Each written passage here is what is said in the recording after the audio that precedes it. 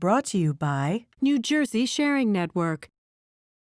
Welcome to Life and Living. I'm Joanna Gagos. She starred on Broadway, she's hosted VH1's That Metal Show, and now she's helping New York celebs live their healthiest lives. She's Jennifer Leah Gottlieb, celebrity trainer and lifestyle expert. Welcome to the program, Jennifer. Hi, Joanna. Thanks. You are relatively young. Don't want to talk about your age right away, but you've accomplished a lot already in your career. Thank you. How many seasons of That Metal Show? We did 14 seasons. 14 seasons. For those who don't know what the show was, tell us.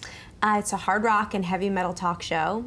Don Jameson, Eddie Trunk, and Jim Florentine are the main hosts, and they sit down with some of the legends of hard rock and heavy metal music and, just talk shop with them, find out what they're doing, what they're up to. And I was the Vanna White character on the show. I mean, I played myself, but... How'd you get picked for that? I auditioned for that show. So I was on the Broadway National Tour of The Wedding Singer. And which we're going to talk about in just a minute. I played Linda, which was my dream role. And she's like a hard rocker, really funny character role, but she's like a wannabe rock star. She's the bad girl too, right? She's leaves the bad him. Girl. She's the bad girl that leaves him at the altar. So it's the funnest part in the show. And do you like being the bad girl? Yeah, who doesn't like being the bad girl? I mean, I saw that part on Broadway. I saw Felicia Finley do it when I was still in school for musical theater. And I said, the second I saw her, I said, I need to play that role one day. I just connected with it. I thought she was hilarious and so much fun.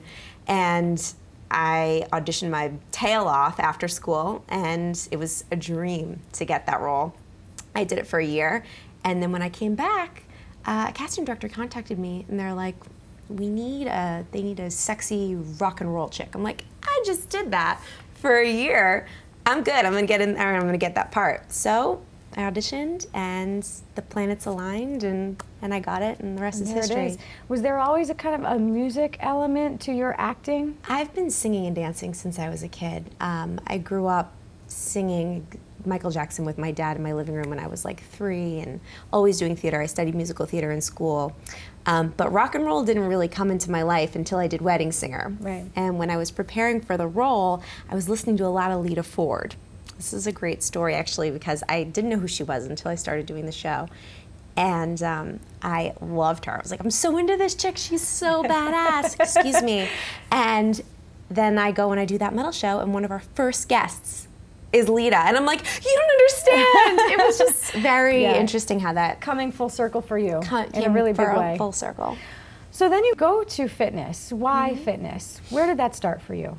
I was always an athlete as a child. I did figure skating and gymnastics and dance, obviously, when I was doing theater. And always into sports and being in shape, and I always worked out. So I knew that that was a passion of mine. And being an actress, you need to have a side gig. As a lot of actors know, you're not always working.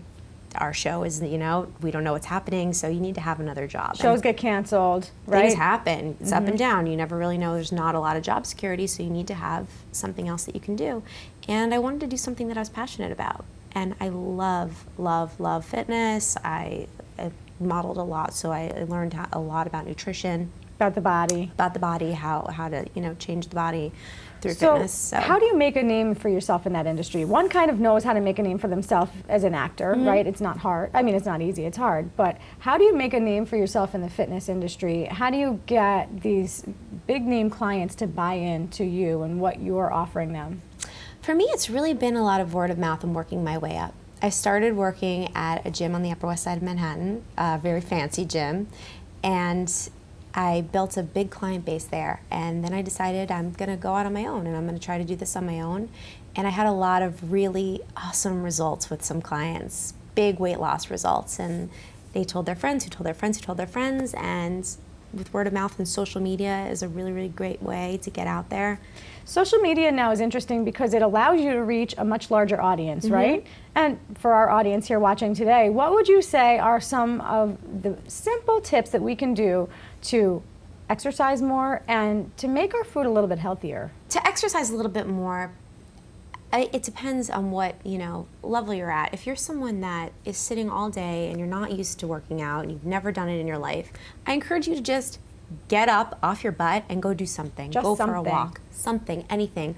Go play a sport with your kid, run around in the lawn with the dog, go for, walk to the subway instead of taking a cab somewhere. How about for the person who loves to exercise, is committed to it, but doesn't have a lot of time in the day? Let's say they've got 30 minutes start to finish. What do you recommend? What kind of 30 exercise? minutes is all you really need. I really never work out for longer than 30 minutes because I'm so busy.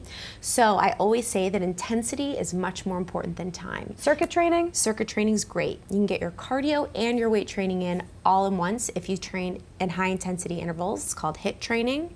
So you get your heart rate up really, really, really high for like 30 seconds doing a functional movement like squat thrusters or burpees, really, high intense Like going down, movements. doing the push-ups, coming up, jumping, right? You know I know my burpees. burpees. You know 'em. I hate them, but I know them. Who likes them? Nobody. But you got to do it. Yeah, and if you do a really high intense workout, you only need 15 to 30 minutes, and you kill 2 birds with 1 stone. What are some tips to make the foods that we love a little bit healthier? Just look at each meal and say, what can I do to make this healthier, right? So most meals that you get out at a restaurant are covered in some kind of sauce.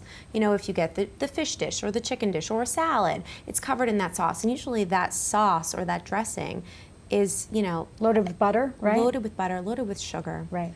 Say, can I have the sauce on the side? And then you have control as to how much or how little you put on it. Same with dressing. Salad dressings can Salad be dressing. the worst culprits, right? Any kind of sauce that goes onto a food, salad dressing's horrible. Get it on the side. Get it on the side.